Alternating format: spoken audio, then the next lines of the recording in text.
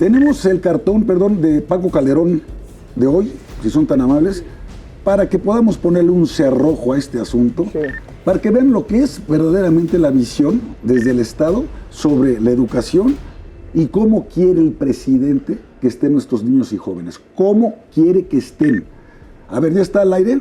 Sí. ¿Y podemos hablar? Es todo lo que necesitan saber en la vida. Es de que... A ver, en primer lugar, ese estribillo que tiene el presidente de que es de que... ¿Sí? A ver, eso en sí mismo encierra la brutal ignorancia de este señor. Este que presume leer y que le encanta la historia y tal. No puede ser que alguien diga es de qué. Y mira, tienes a dos alumnos ahí, sin cerebro, como burritos, viendo el pizarrón y diciendo, es todo lo que necesitan saber en la vida. Un borrego y un burro. Un borrego y un burro. Tienes razón, es un borrego y un burro. Hoy hay un tema del que no hemos hablado, la deserción escolar. ¿De qué tamaño es en México la deserción escolar? Entiendo que sobre todo aumentó y se incrementó fundamentalmente con la pandemia. Después de la pandemia, y el gobierno, la Secretaría de Educación Pública, no respondió, no dio una solución para revertir esta deserción escolar. Pues sí, efectivamente, en 2022, en el año escolar 2022-23, es el último año del cual se tienen datos, todavía no los conozco yo por lo menos para este ciclo escolar, se perdieron entre preescolar y bachillerato 1.6 millones de alumnos.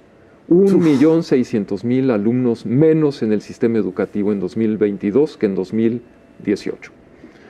Eso... es un escándalo esto. Es una cifra mayúscula. Monumental. Y por eso la población de los jóvenes de 15 años que está inscrita en el sistema educativo ha bajado de 80 a 75%, o de 75 a 70, no me acuerdo bien.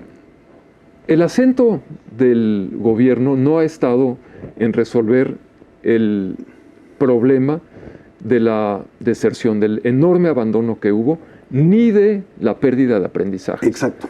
Ninguna de las dos cosas. Porque no hubo una evaluación, lo hemos comentado en esta mesa, después de la pandemia, no hubo una evaluación desde el punto de vista de los conocimientos del alumno y también desde el punto de vista psicológico después del encierro, ¿no? Es decir, ¿cómo estás? ¿Aprendiste algo a distancia? ¿Aprendiste algo con este método que tuvimos que improvisar para que medio continuaras con tus estudios? Déjame hacer una evaluación para ver qué tanto sabes y déjame hacer una evaluación para ver cómo estás también en el estado de ánimo, cómo estás respecto de tu familia, cómo estás respecto de la sociedad, del mundo. ¿Tienes miedo? ¿Te sientes bien? O sea, debimos haber hecho una cosa de esa naturaleza, pero no. Dijeron, business as usual, vámonos.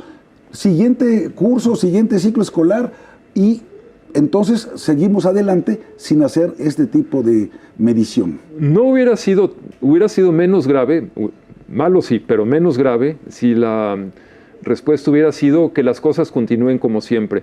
Pero no fue así. Vamos a hacer una reforma educativa, esta reforma curricular de la nueva escuela mexicana, que introduce algo desconocido por los maestros, por los padres de familia, que no está aprobado en ningún lugar del mundo, la pedagogía crítica, las epistemologías del sur.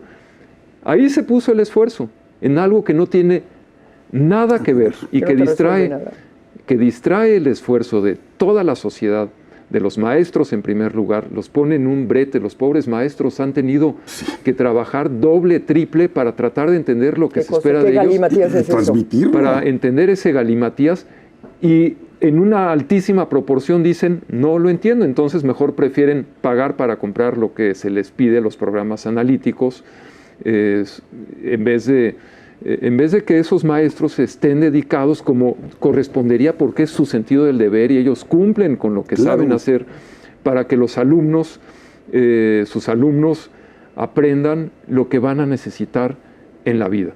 Entonces, el gobierno ha puesto su atención y de la sociedad en un foco que no tiene nada que ver con los problemas reales de la educación. Sí, que no te lleva a tener una mejor calidad educativa. Oye, Carlos, pero a ver, únicamente para concluir con el tema de la deserción escolar. Entendemos que la pandemia, bueno, fue el origen de la deserción escolar, pero digamos en tiempos normales, por llamarlo así, ¿Cuáles son las causas que lleva a un estudiante a abandonar la escuela? Y, por el otro lado, ¿qué tendrían que hacer las autoridades para incentivar el regreso al aula? Bueno, nuestro país logró, después de muchos años, que la deserción en la primaria fuera muy, muy pequeña. Realmente casi todos los que empezaban la primaria la terminaban. En la secundaria ese indicador fue mejorando dramáticamente al punto que, digamos, en 2017-18, 90% de la población de 15 años o cercana a los 15 años estaba terminando la educación secundaria. Un dato nada malo si pensamos que en 1990 50% de la población de 15 años terminaba la secundaria. En estos años, tradicionalmente el gran problema del abandono, y sobre todo en los años más recientes, los últimos 20 años, ha estado en el bachillerato. ¿Y por qué se produce el abandono en el bachillerato? Es un tema muy estudiado, son, digamos, 3 razones principalmente. Yo estimo que la principal son las lagunas de aprendizaje que se originan en la educación básica. Los alumnos terminan la tercera de secundaria de alguna manera o de otra. El sistema está construido para que avancen. Pero cuando llegan a primero de preparatoria o de bachillerato, el maestro de matemáticas no se detiene a hacer todas las consideraciones individuales de cada alumno, da su clase, aplica las evaluaciones, el alumno sabe o no sabe, y si no sabe, calificación reprobatoria o insuficiente. Cuando eso se va acumulando, los alumnos se frustran y van perdiendo el interés por la educación. Comienzan a trabajar o comienzan con les interesa la novia o el novio, más tiempo del que se podrían permitir si siguieran estudiando en todo lo que se requeriría, o se dedican a actividades ilícitas inclusive.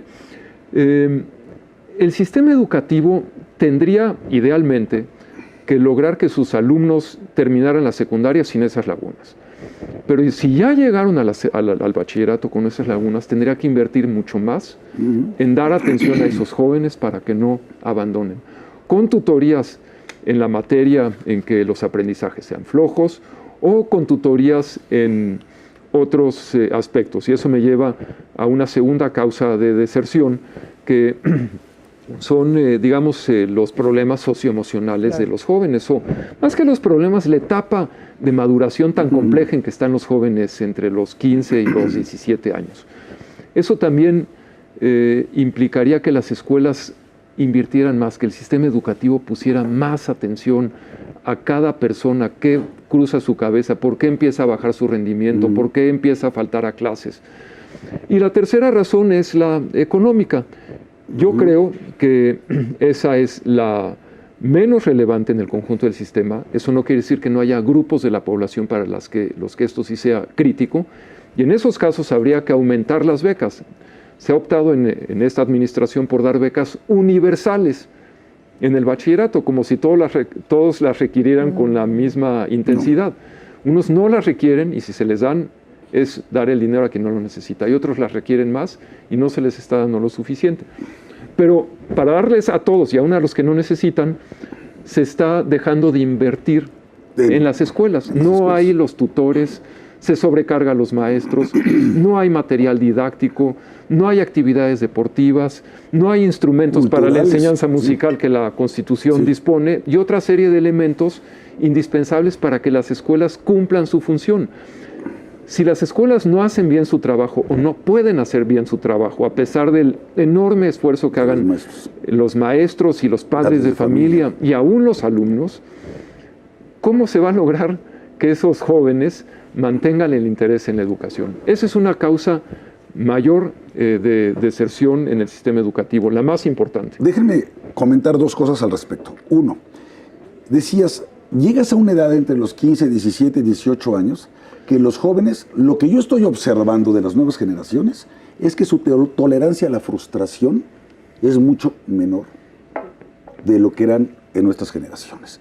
Y eso explica por qué pueden botar el asunto, botar la educación, salirse de la escuela, porque se frustran, porque no pueden, porque sienten que no avanzan, porque además tienen mucha información a través de de las tecnologías de la información y las comunicaciones, pero la información que tenemos de aquí puede ser para bien o puede ser para mal.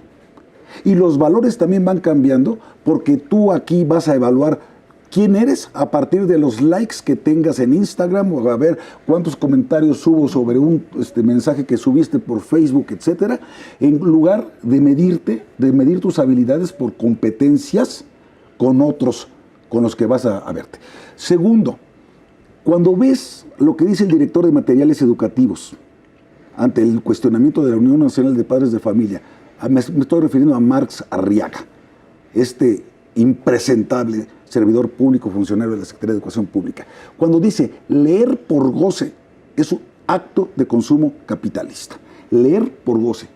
Si estamos viendo que la lectura es una de las 3 disciplinas que está evaluando la prueba PISA, si lo más delicioso que puede haber en la vida, ¿no?, es una buena lectura o una buena obra musical, es decir, y te dicen es un consumo capitalista, va en contra de todo lo que estás diciendo, Carlos. Entonces, ¿cómo? Y otro elemento de la deserción, un incentivo absolutamente perverso. Jóvenes construyendo el futuro. Si no estudias ni trabajas, te doy 5,300 varos al mes. Qué bonito incentivo para yo salirme de la escuela y dedicarme a otra cosa y nada más estirar la mano para recibir un dinero de parte del Estado. ¿No es cierto? Sí, y efectivamente esa frase de que la lectura es un acto de consumo capitalista, sí, refleja mucho de lo que se ha propuesto en esta reforma curricular. La literatura está esencialmente ausente. No quiere decir que no haya una que otra lectura interesante y bonita, sí las hay, pero no hay una visión, no hay una construcción en este modelo educativo para que los alumnos aprendan a disfrutar la literatura.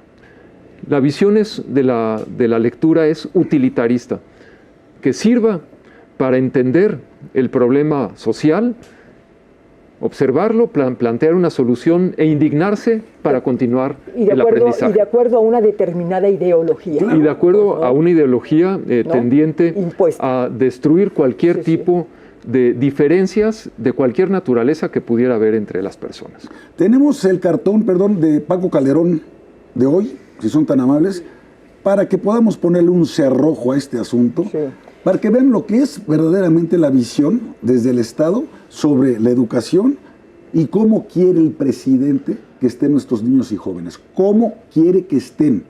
A ver, ¿ya está al aire? Sí. ¿Y podemos hablar? Es todo lo que necesitan saber en la vida. Es de que... A ver, en primer lugar, ese estribillo que tiene el presidente de que es de que... ¿Sí? A ver, eso en sí mismo encierra la brutal ignorancia de este señor. Que presume leer y que le encanta la historia y tal. No puede ser que alguien diga es de qué. Y mira, tienes a 2 alumnos ahí, sin cerebro, como burritos, viendo el pizarrón y diciendo, es todo lo que necesitan saber en la vida. Un borrego y un burro. Un borrego y un burro. Tienes razón, es un borrego y un burro. Fíjate, México, México está en el peor de los mundos en este momento en materia educativa, porque por un lado, a través de esta nueva escuela de la llamada Cuarta Transformación, que es una apuesta a no preparar estudiantes de acuerdo a las exigencias del siglo XXI y condenar a México a un retroceso como el que está expresando una prueba como la prueba PISA. Y por el otro lado, tienes que, a través de esta llamada nueva escuela cargada de ideología, estás construyendo mexicanos que están mirando al país de manera dividida. Es decir, son los unos contra los otros, ¿no? Es este país polarizado que ha venido construyendo el presidente de la República, y donde hay buenos y donde hay malos, y donde hay neoliberales y donde hay liberales y donde hay conservadores. Entonces, es decir, estamos en un sistema escolar, Carlos, no sé si coincidas, donde en lugar de que la educación sea un factor de unidad nacional, de fortalecimiento de la identidad nacional, no de uniformidad, sino de unidad, de coincidencias, ¿no? En los orígenes, en las raíces, en lo que nos une. Estás construyendo desde las aulas un país dividido y un país polarizado a través de la ideología que tratan de imponer.